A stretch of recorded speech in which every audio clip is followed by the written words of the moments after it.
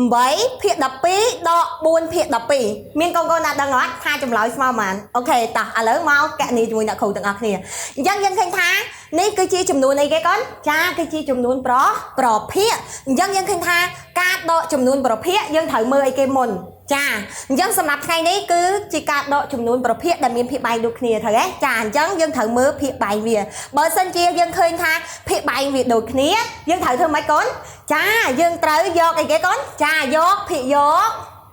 ដកភាគយករីឯភាគបែងគឺរក្សាទុកនៅដដែរល្អណាស់តោះអញ្ចឹងភាគយករបស់យើងគឺស្មើនឹង8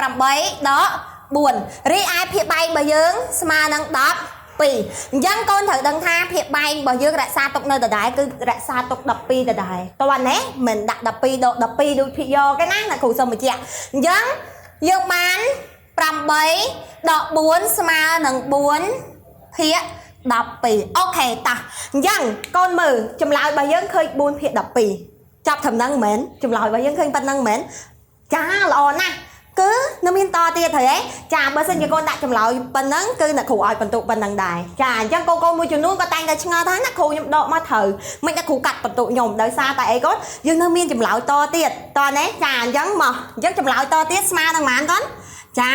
ល្អគឺស្មើនឹង1ភាគ3អញ្ចឹងកាលពីវីដេអូមុនហ្នឹងអ្នកគ្រូអត់បានប្រាប់ទេថា1ភាគ3នឹងបានមកពីណាត្រូវអត់អូខេអញ្ចឹងវីដេអូនេះអ្នកគ្រូនឹងប្រាប់តោះអញ្ចឹងដូចនេះអញ្ចឹងដូចនេះយើងសូមយកចម្លើយចុងក្រោយណាកូនចាដូចនេះ8ភាគ12ដកនឹង4ភាគ12ស្មើនឹងប៉ុន្មានកូនចាគឺស្មើនឹង1ភាគ3តើអត់អូខេនេះអញ្ចឹងកូនតែតែឆ្ងល់កូនខ្លះគាត់ចេះហើយអញ្ចឹងគាត់ដឹងហើយអូខេថា1ភាគ3នេះបានមកពីណាអូខេអញ្ចឹងមកមើលជាមួយអ្នកគ្រូថា1ភាគ3នេះបានមកពីណាអញ្ចឹងយើងឃើញថាចម្លើយរបស់យើងគឺ4ភាគ12នេះកូនមើលកូនធ្លាប់រៀនហើយ4ភាគ12យើងឃើញថាប្រភេទរបស់យើងនេះជាប្រភេទអីគេកូនចាគេហៅថាប្រភេទសម្រួលបានកាលណាប្រភេទសម្រួលបានយើងធ្វើម៉េចបានដឹងថាប្រភេទនឹងសម្រួលបានកូនមើលភាគយកនិងភាគបែងរបស់វាបើសិនជាភាគយកនិងភាគបែងរបស់យើងនេះអាចចែកនឹងមួយចំនួនបានដូចគ្នាមានន័យថាចែកដាច់ចាតោះនេះកូនចែកនឹងមួយចំនួនដាច់ដូចគ្នានោះគេហៅថាប្រភេទរបស់យើងគឺអាចសម្រួលបានហើយអញ្ចឹងកូនមើលកូនខ្លះគាត់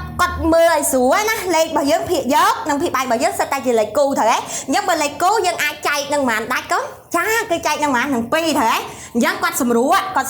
មានសម្រួលនឹង2អញ្ចឹងកូនត្រូវចាំកាលណាយើងសម្រួលប្រភេទត្រូវចាំថាបើយើងយកភាគយក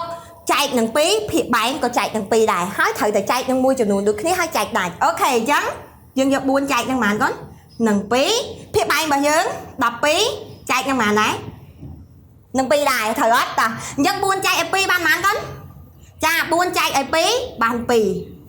12ចែកឲ្យ2បានប៉ុន្មាន6អញ្ចឹងចម្លើយវាប៉ុណ្្នឹងមែនអត់ទេត្រូវទេដោយសារប្រភេទរបស់យើងនេះយើងអាចសម្រួលទៀតសម្រួលតទៀតបានណាបានអញ្ចឹងត្រូវតែសម្រួលរហូតតតែខ្លាចទៅជាប្រភេទដែលសម្រួលលេងបានអញ្ចឹងកូនមើល2ភាគ6យើងអាចសម្រួលទៀតបានទេបានចាសម្រួលបានអញ្ចឹងសម្រួលបាននឹងប៉ុន្មានទៀតចាល្អណាស់គឺសម្រួលបាននឹង2ទៀតដោយសារ2ចែកឲ្យ2កើតអត់កើតបានប៉ុន្មាន1ចុះ6ចែកឲ្យ2កើតទេកើតទៀតបានប៉ុន្មាន3អញ្ចឹងអ្នកគ្រូសុំនេះយកមកសម្រួលតឡើងនេះណាកន្លែងនេះក៏បានដែរអូខេអញ្ចឹងយើងបាន2ចែកឲ្យ2ហើយ6នេះក៏ចែកឲ្យ2ដែរតើអត់អញ្ចឹងយើងបានប៉ុន្មាននេះយើងបានចម្លើយ1ភាគ3 2ចែក2បាន1 6ចែកឲ្យ2បាន3កូនឃើញទេចាក៏ប៉ុន្តែសម្រាប់កូនដែលគាត់ឆ្លាតវិញណាគាត់អាចចែកនឹង2យ៉ាងហ្នឹងគាត់ចែកនឹងមិនកូនតានេះណាគាត់ចែកមិនគាត់ឃើញថា4ភាគ12ត្រូវអត់អញ្ចឹងគាត់មើលគាត់ថាភាគយករបស់យើងអាចចែកនឹង4យកហ្មងបានហើយណាគ្រូព្រោះអី4ចែកឲ្យ4បាន1ហើយ12ចែកឲ្យ4បានទេបានឃើញទេអញ្ចឹងគាត់យកមកចែកនឹង4ហ្មងណាគាត់យកមកចែកនឹង4តែម្ដង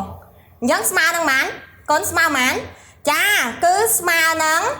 1ភាគ3ដូចគ្នាតើអត់អញ្ចឹងចម្លើយរបស់យើងនេះយើងសម្រួលរហូតតតែប្រភេទរបស់យើងនេះទៅជាប្រភេទដែលសម្រួលលេងបាននេះហើយគេហៅថាចម្លើយចុងក្រោយទើបយើងទទួលបានបន្ទុកពេញពីអ្នកគ្រូតើណាចាអូខេតើអញ្ចឹងវីដេអូអ្នកគ្រូមានតែប៉ុណ្្នឹងទេបើកូនណាមានចង្អុលអាចតម្លាក់សួរអ្នកគ្រូនៅក្នុង comment បាន